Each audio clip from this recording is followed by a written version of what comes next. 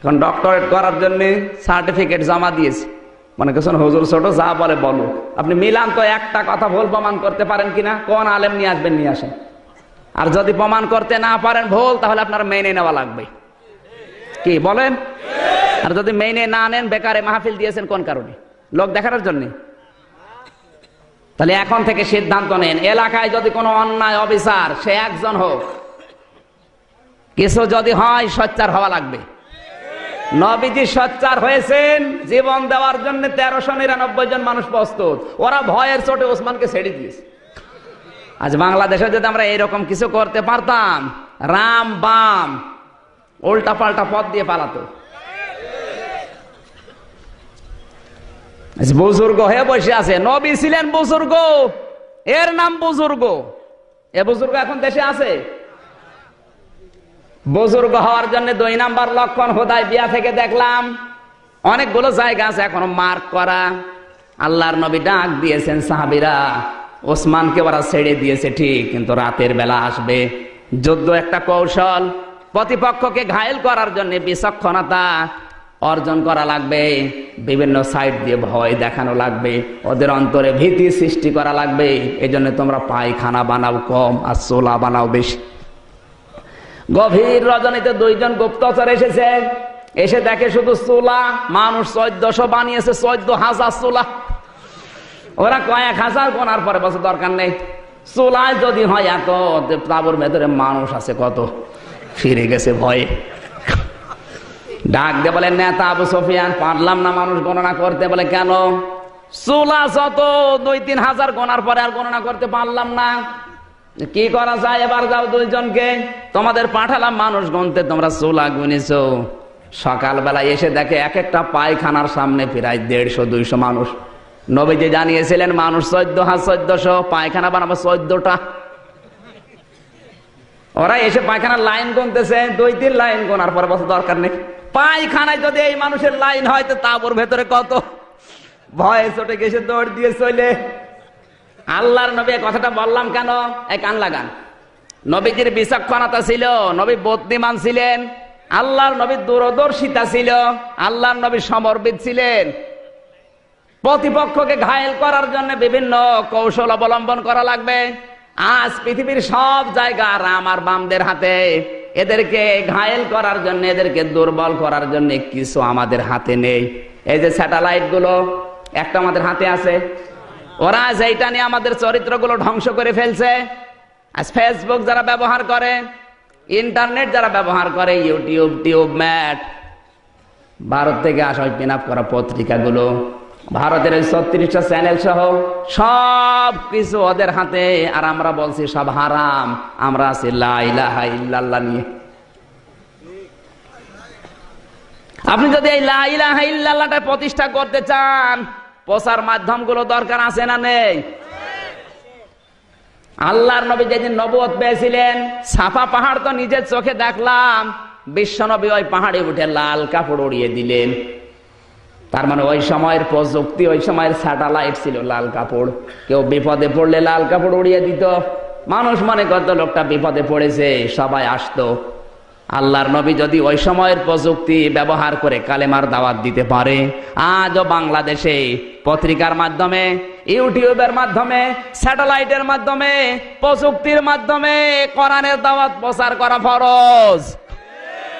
আর উনি হারাম হারাম হারাম করতে করতে নিচেও হারাম হয়ে গেছে। কাবা শরীফের ইমাম আব্দুর রহমান সোদাইসির চাইতে কি আপনি বড় হুজুর? না না, কয়জন বললেন? বাকিগুলো তো খোঁজ খবর রাখেন না। তাই কাবার ইমাম শুধু ইমাম না, মক্কার উম্মুল কোরা বিশ্ববিদ্যালয়ের অধ্যাপক, মক্কার প্রশাসনের তিনি প্রধান বিচারপতির দায়িত্ব পালন করছেন।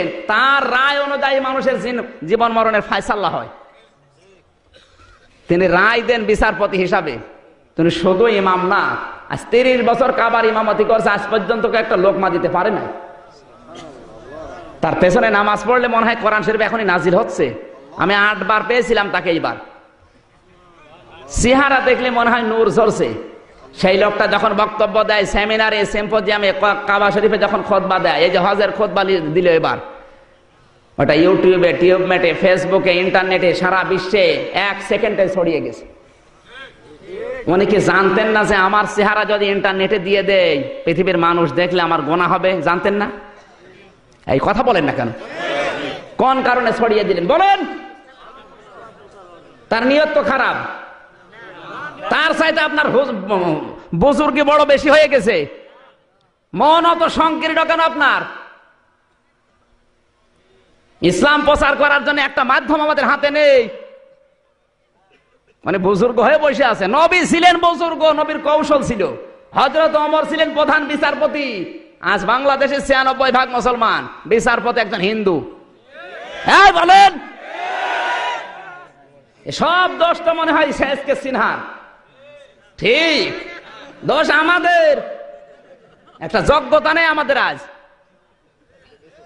এসকে সিনহা ঢাকা বিশ্ববিদ্যালয়ের ছাত্র, আর উনি তো বারান্দায় যেতে পারবেন না। উনি ছেলেকে হুজুর বানিয়ে খেজুর বানিয়ে বসে আছে। কে বলেছে আপনার ছেলেকে হুজুর বানানো লাগবে? ওরা ইসলাম ধ্বংস করার জন্য যা ব্যবহার করছে, ওয়া'ইদ্দু লাহুম মাসতাতা'তুম মিন কুওয়াতি ওয়া মির রিবাতিল খায়ল, সূরা আনফাল 10 নম্বর পারা 3 নম্বর পৃষ্ঠা 13 নম্বর লাইনে 60 নম্বর আয়াতের প্রথম অংশে আছে। এই খায়েল মানে শুধু ঘোড়া না, খায়েল মানে ইন্টারনেট, খায়েল মানে ফেসবুক, খায়েল মানে ক্ষমতা, খায়েল মানে ডাক্তারি। যা ধরবেন আধুনিক তাফসীর যেগুলো বের হচ্ছে এগুলো পড়েন তো, পড়াশোনা তো করেন। ওর বাবা যা বলো তাই বিশ্বাস করে। খায়েলের ব্যাখ্যায় প্রায় 99টা অর্থ লিখেছে তাফসীরে। উনি সেই ঘোড়া নিয়ে পড়ে আছে। ঘোড়া এখন চলে, এখন চলছে ইন্টারনেট, এখন চলছে কম্পিউটার, এখন চলছে কামান, এখন চলছে অ্যাটম বোম। এইগুলো আজ হাতে নেওয়া দরকার। আজ একটা ডাক্তার আমাদের হাতে নেই, আছে ডাক্তার? সব ডাক্তার এখন রাম মামদের ছেলে মেয়েরা, আর আমরা আঙ্গুল চুষছি। ছেলেকে হুজুর বানিয়ে একটা খেজুর মসজিদে বসিয়ে রেখেছি। কি হবে ও হুজুর দিয়ে? পৃথিবী পরিবর্তনের জন্য যে সমস্ত সিস্টেম গুলো হাতে নেওয়া লাগবে। শুধু দাড়ি মুখে নিয়ে, জব্বা গায়ে দিয়ে, পাগড়ি আতা মাথায় নিয়ে পীর হওয়ার নাম ইসলাম না। আপনার একটা যোগ্যতা নেই, কি দিয়ে চালাবেন দুনিয়া বলেন?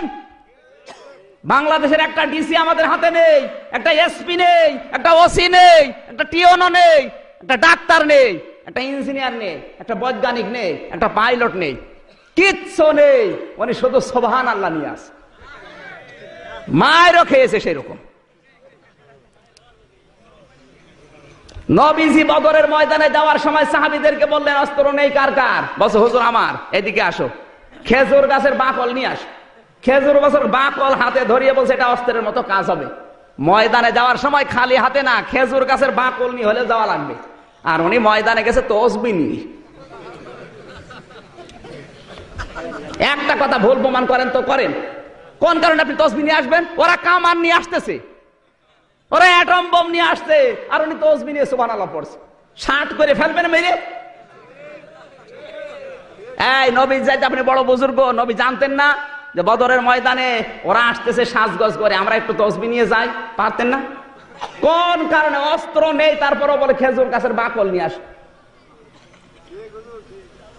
ইসলাম বলতে ইসলামের হর্ষায়ও বোঝে না। এখন যদি বলেন হুজুর আপনি বেশি বোঝেন, আমি বেশি না। ইসলাম নেওয়া লাগবে মক্কা মদিনা থেকে। আপনি নিজে ইসলাম বানাবেন, ওর নাম ইসলাম না। মক্কা মদিনায় রাসূল যা করেছেন ওইটাই ইসলাম, নাকি আপনি বেশি বোঝেন? ছেলেকে ডাক্তার বানাতে হবে। বগুড়ার লোকেরা কান খাড়া করে শোনেন, ইসলাম প্রতিষ্ঠা করার জন্য, প্রচার করার জন্য, প্রসার করার জন্য আপনার ছেলে যদি ডাক্তার হয়, ইঞ্জিনিয়ার হয়, বৈজ্ঞানিক হয়, ডিসি হয়, একটা ডিসি বানাতে যত টাকা খরচ হয়েছে আপনার 10 লাখ, 20 লাখ টাকা আল্লাহ রাস্তায় দান করা সওয়াব হবে।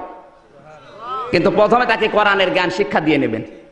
যতটুকু জানলে ইসলাম মেনে চলা যায় অতটুকু জ্ঞান তাকে শিক্ষা দেন।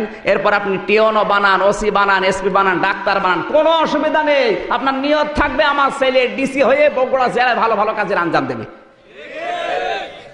আজ আমাদের চিকিৎসা বিভাগের দিকে তাকালে মনে হয় জাহান্নাম হয়ে গেছে। একটা ডাক্তারের চরিত্র দেখান তো। আল্লাহর পরে মানুষ যদি কাউকে বিশ্বাস করে সেটা হচ্ছে ডাক্তার। এই কথা বলছেন না কেন? কিন্তু এরা আজ কসাই কসাই কাদের হয়ে বসে আছে। আমার যতটুকু ধারণা বাংলাদেশ সম্পর্কে, এই দেশে যদি কাউকে ডাকাইতে ধরে তার বেঁচে থাকার সম্ভাবনা আছে, কিন্তু কাউকে যদি ডাকাইতে ধরে, ডাক্তার ধরে, ও নির্ঘাত মারা যাবে। ওই যে আমার গাড়ির ড্রাইভার, ওরে কয়েকদিন আগে ডাকাতে ধরেছিল ওই লালন শাহ মাজারের কাছে, লালন শাহ ব্রিজ। ডাকাতে ধরে যা পেয়েছে সব কেড়ে নিয়েছে, গেঞ্জি পর্যন্ত খুলে নিয়েছে। যাওয়ার সময় বলছে তোর কাছে ভাড়া আছে? বলছে না। 200 টাকা দিয়ে বলছে ভাড়া দিয়ে দিলাম, বাড়ি চলে যা। ড্রাইভার আমারে বলছে হুজুর ডাকাত হলো ইমানদার ডাকাত, আমার ভাড়া দিয়ে দিল।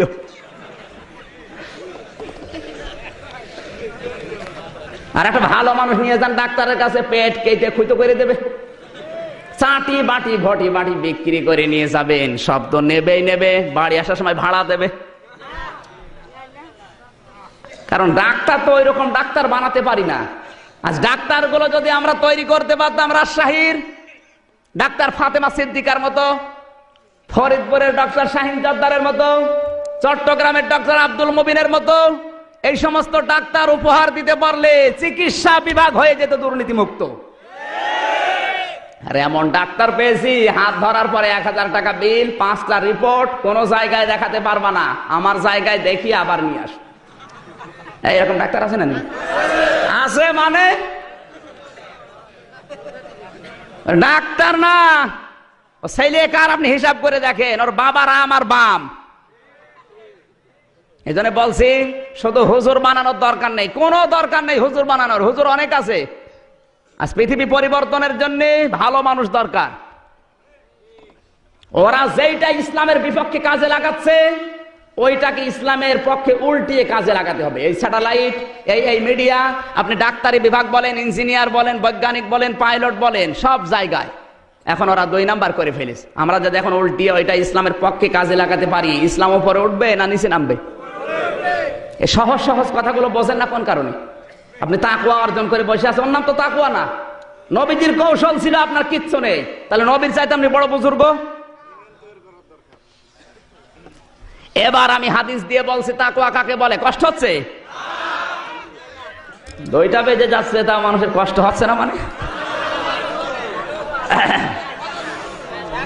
তাকওয়ার যতগুলো অর্থ আমি দেখেছি, এই কান লাগান, তাকওয়ার যতগুলো অর্থ আমি দেখেছি, তাকওয়ার 1 নাম্বার অর্থ একটা একটা করে আমি 99টা বলছি। এই কান লাগান না, আপনাদের মন নেই? এই ওঠাউঠি করে এরা কারা?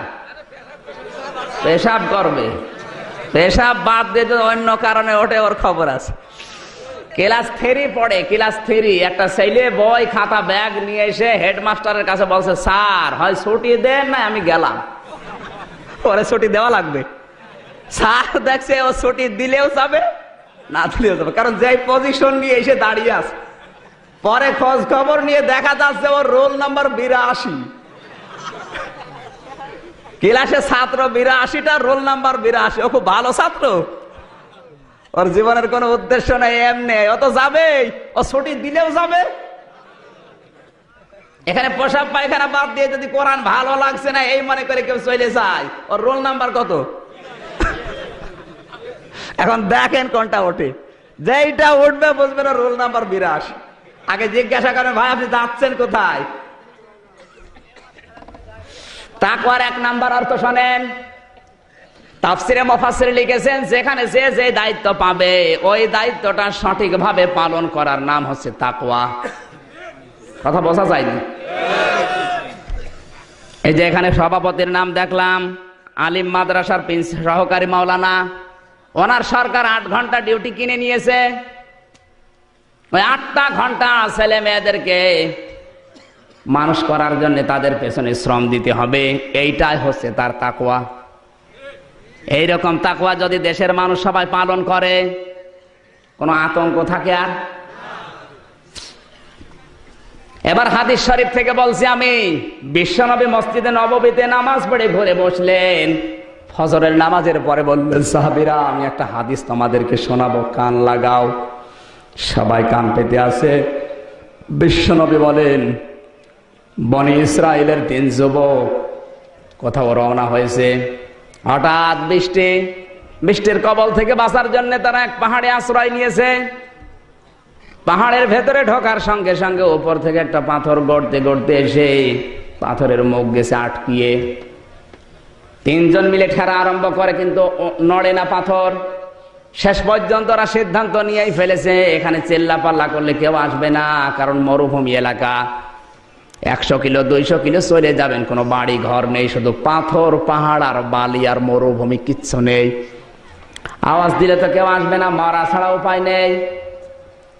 বাধ্য হয়ে তিনজন নিজেদের জীবনের দিকে তাকিয়েছে। এই কান লাগান, এখানে একটা শিক্ষা আছে। আমি শুধু হাদিস বলি না, যেখানে যা বলি ওখান থেকে শিক্ষা বের করি।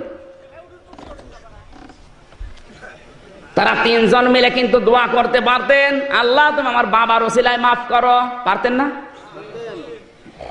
পৃথিবীতে কারো ওসিলা নিয়ে দোয়া করা জায়েজ নেই। অনেকে আজ দোয়া করে খাজা বাবার ওসিলায় মাফ করো। হাদিস শরীফের ভেতরে দেখেছি কেউ যদি বিপদে পড়ে আর যদি দোয়া করতে যায়, ওর জীবনের যেই কাজটা আল্লাহর ভয়ে হয়েছে ওই কাজের ওসিলা দিয়ে দোয়া করা দরকার। আল্লাহ ওই কাজটা আমি তোমার ভয়ে করেছিলাম, মেহেরবানি করে বিপদ থেকে আমারে বাঁচাও। নবীজি বলেন যদি এইভাবে দোয়া করে আশা করা যায় আল্লাহ ওর দোয়া কবুল করতেও পারে। প্রথম নাম্বার লোক দোয়া করছে, রব্বুল আলামিন তুমি জানো আমি একজন রাখাল ছিলাম, ছাগল চড়াতাম। বাড়িতে নিয়ে যাওয়ার পরে দেখি আমার স্ত্রী, আমার ছেলে মেয়ে ক্ষুধার্ত। দুধগুলো দহন করার পরে তাদেরকে দেব, কিন্তু না, হঠাৎ করে তোমার কথা আমার মনে পড়ে গেল। ওয়াকাদা রাব্বুকা আল্লা তা'বুদু ইল্লা ইয়্যাহু ওয়া বিল ওয়ালিদাইনি ইহসানা। আল্লাহ পাক বলেন আমার ইবাদতের পরে পৃথিবীর মানুষের দায়িত্ব দিলাম মার বাবার খেদমত করা। হে আল্লাহ, তোমার এই কথা মানতে গিয়ে ওই দিন আমার স্ত্রীকে দুধ দেয়নি, আমার ছেলে মেয়েকে দুধ দেয়নি, দুধটা আমার মাকে দিয়েছি, যেহেতু তোমার আদেশ। এই কাজটা যদি তোমার ভয়ে করি মেহেরবানি করে পাথরটা একটু সরিয়ে দাও। আল্লাহর নবী বলেন শুধু দোয়া করতে দেরি, পাথরটা একটুখানি সরে যেতে দেরি হয়নি। শুধু সুবহানাল্লাহ বলার জন্য এখানে শিক্ষা আছে। বনি ইসরাইলের যুবক হাজার হাজার বছর আগে মায়ের খেদমত করে তিনজন মিলে যে পাথর নড়ানো যায় না, মায়ের হক আদায় করার কারণে যদি পাথর পর্যন্ত আল্লাহ নড়িয়ে দিতে পারে। আজ আমাদের জীবনে যাদের হতাশার পাহাড়, দুঃখের পাহাড়, অন্ধকারের পাহাড় জমা হয়ে আছে, এই পাথরগুলো যদি আমরা সরাতে চাই, মা বাবার খেদমতের বিকল্প কিচ্ছু না। এই পুরা কোরআন শরীফের ভেতরে যেখানে এই মা বাবার নাম, সেখানে আল্লাহ নিজে বলেন আমি ব্যাখ্যা করে দিলাম। অন্য কোন মানুষের নাম দেখান তো যেখানে আল্লাহ নিজে ব্যাখ্যা দিয়েছেন। কোন মানুষের নাম নেই, শুধুমাত্র মা বাবার নাম যেখানে আল্লাহ দিয়েছেন, সঙ্গে সঙ্গে আমার আল্লাহ নিজের থেকেই ব্যাখ্যা দিয়েছেন।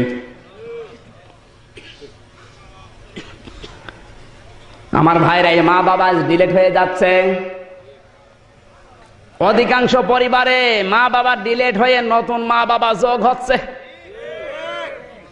আমাদের আগের ব্যাচের এক ভাই, আমার রিলেটেড, এত গরিব, মা বাবা কষ্ট করে লেখাপড়া করিয়েছে, মাস্টার্স পরীক্ষা দেবে, কিন্তু তার ফি নেই। মা বাবা বাধ্য হয়ে রোজা রেখেছে দুইজন, যেহেতু রোজা রাখলে 2 বার খাবার খাওয়া লাগে, 1 বার খাওয়া লাগে না। একবারের খাবার বাঁচিয়ে ওই টাকা দিয়ে মানুষের কাছে হাত পেতে পেতে কিছু টাকা নিয়ে ওইটা নিয়ে পরীক্ষার ফি দিয়েছে মাস্টার্সে। মাস্টার্স পাস করার পরে ঢাকাতে একটা চাকরি পেয়েছে, পছন্দ করে বিয়ে করে ওখানেই থাকে। বউটা এমন, মা বাবার কথা শুনলে শুধু গরম দেয়, আসতে দেয় না। আমার মনে হয় এরকম মা বাবা এখন দুনিয়ায় নেই। এরকম বউ এখন হাজার হাজার, যেই বউগুলো বিবাহ করার পরে মনে করে স্বামী আমার একার, মা বাবা সব ডিলেট। এই বউটা এরকম দরজাল, যেই মা বাবার কথা শোনে তখনই গরম দেয়, রাগারাগি করে। ছেলেটা বাধ্য হয়ে মা বাবার কথা আর বলে না। প্রায় 2 বছর হয়ে গেছে, 2টা বছর পার হয়ে গেছে। মার বাবা একটা সন্তান, 65 বছর বয়স বাবার, অসুস্থ হয়ে গেছে বাবা। এই বয়সে আমি কাজ করতেও পারে না, জমি জায়গা তো নেই। বাধ্য হয়ে একটা ছাগল ছিল, ওটা বিক্রি করে একটা ভাঙা রিকশা কিনেছে। দিনের বেলা রিকশা নিয়ে বের হয় না, ছেলের বদনাম হবে। লোকে বলবে তোমার ছেলে এত বড় চাকরি করে তুমি এই কাজ করো। এজন্য রাতের বেলা শীতের সময় ওই যে নাইট কোচ গুলো আসে ঢাকা থেকে, রাতের বেলা মুখ সুন্দর করে চাদর দিয়ে বেঁধে নেয়, মাফলার দিয়ে মুখটা পেঁচিয়ে ছোট্ট একটা গামছা মুখের ভেতরে দিয়ে কথা যেন বেঁধে বেঁধে যায়, মানুষ যেন বুঝতে না পারে। এভাবে বহু কষ্ট করে জীবন চালাচ্ছে। হঠাৎ মায়ের অসুখটা বেড়ে গেছে, 3 দিন খাওয়া দাওয়া বন্ধ হয়ে গেছে। ঢাকাতে ছেলেটা কার সাথে যেন দেখা, এলাকায় জানতে পেরেছে ওর মা 3 দিন কথা বন্ধ। বাধ্য হয়ে রাতের বেলা বাড়িতে এসেছে। নাইট কোচে রাতের বেলা 2টার সময় নেমেছে, দেখে কোনো গাড়ি ঘোড়া নেই বাড়ি যাওয়ার জন্য, একটা রিকশা টিম টিম করে আলো জ্বলছে। ডাক দিয়ে বলে, এই খালি এইদিকে আয়। ওখানে যাওয়ার পরে বলছে, স্যার আপনি যাবেন কোথায়? অমকের বাড়িতে। জিজ্ঞাসা করে, আপনার অমকে কি হয়? বলে, যা হয় হোক, আপনি যাবেন কিনা? ওঠেন আপনি। ছেলেকে রিকশায় তুলে চলছে, কিন্তু মুরব্বী মানুষ, রিকশাও ভাঙা, ভালোভাবে চলতেও পারে না। ছেলেটা পিঠের উপরে থাবা দিয়ে বলছে, চালাতে পারো, রাতের বেলা নিয়ে আসো কোন কারণে? কিছু দূর যাওয়ার পরে যে চালাতে আস্তে আস্তে যায়, আবার দিয়েছে থাবা। ডাক দিয়ে বসে, ছেলে মেয়ে নেই তোমার, এই বয়সে রিকশা চালাও। বুকের ভেতরের ব্যথাটা যেন মোচড় দিয়ে উঠেছে। দ্বিতীয়বার থাবা খাওয়ার পরে আর সহ্য করতে পারে নাই মুরব্বী মানুষ, রিকশা থেকে নেমে ডাক দিয়ে বলছে, স্যার আপনার মোবাইলের লাইটটা একটু মারেন তো।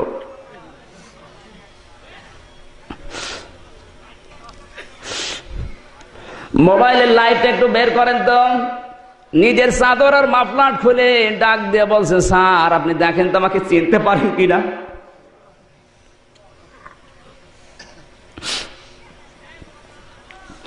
তোমাকে স্যার বানাতে গিয়ে আজ আমার এই অবস্থা। পরীক্ষার ফি দিতে পারছিলে না, রোজা রেখে রেখে তোমাকে আমি স্যার বানিয়েছি। রাতের বেলা বের হয়ে এই কারণে দিনের বেলা বের হতে পারি না, তোমার সম্মানের কারণে। তোমার মাস 3 দিন পড়ে আছে, ঔষধের পয়সা নেই, বাধ্য হয়ে মাফলার জড়িয়ে বের হলাম যেন মানুষ চিনতে না পারে।